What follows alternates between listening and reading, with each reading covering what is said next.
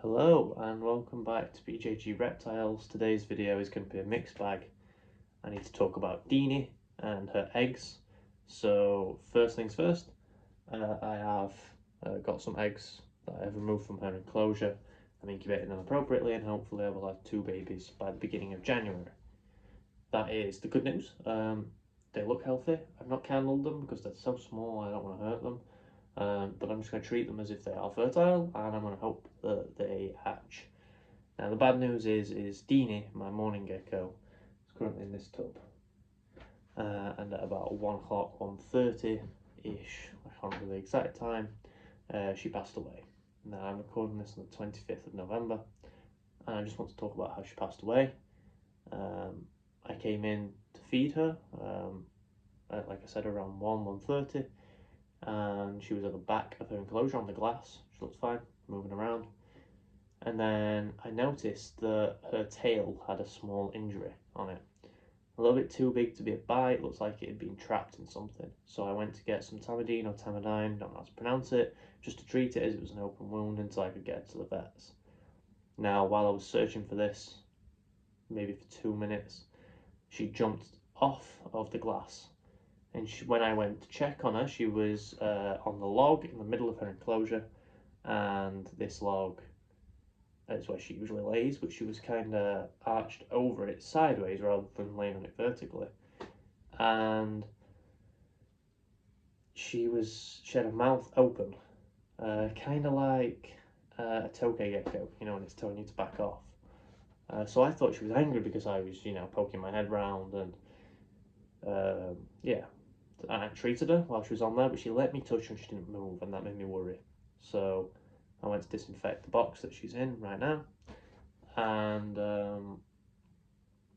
by the time I'd done that, she jumped onto the floor and it looked like she was struggling to move. It looked like she was digging. So I gently picked her up and put her in that box, gave her some underbelly heat with a heat mat, gave her some water. She took a drink from a little bottle cap. This one here, just this little bottle cap. She took a little drink from it. I was like, okay, that's good. And then I left her for a little bit. She was moving around, but not very agile, and it looked like her back feet weren't really working properly. I checked all the parameters in the enclosure. The temperature was around 75 degrees Fahrenheit, which is pretty much bang in the middle of where it needs to be. It needs to be between 70 to 80. So the temperatures were fine. She had clean water. She'd been fed literally 2 days ago. She was about to get a new bowl of food. And the humidity, from what I can tell, seems fine. About 50 to 60%. I don't know what went wrong, but she passed away. And that led me to pulling the eggs out and incubating them properly rather than letting them naturally incubate, just because I keep looking at her enclosure. It's not a very nice day, but you ought to know what happened. I've not had a very good year with animals. For those of you that don't know, I lost my first ever snake in December last year due to hemangiosarcoma, which is really rare in snakes. So this hurts. It's not good. After that has been diagnosed with a different type of cancer.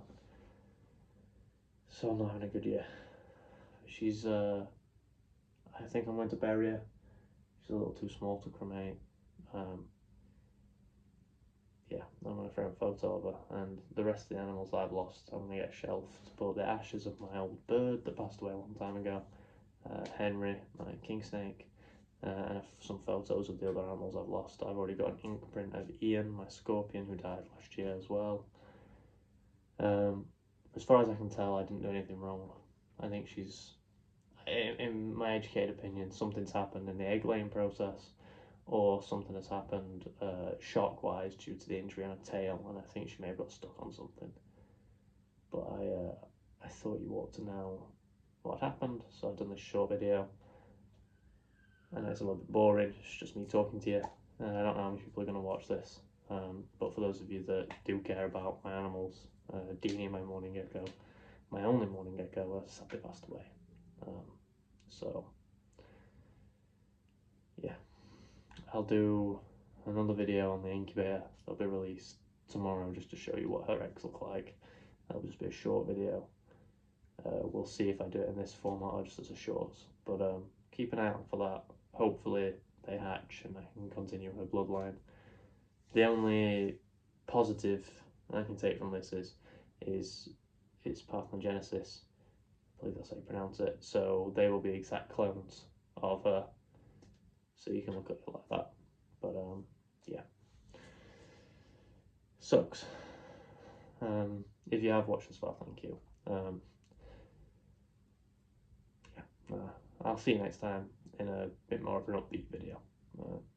Thank you for all your continued support, and I shall see you next time. Goodbye.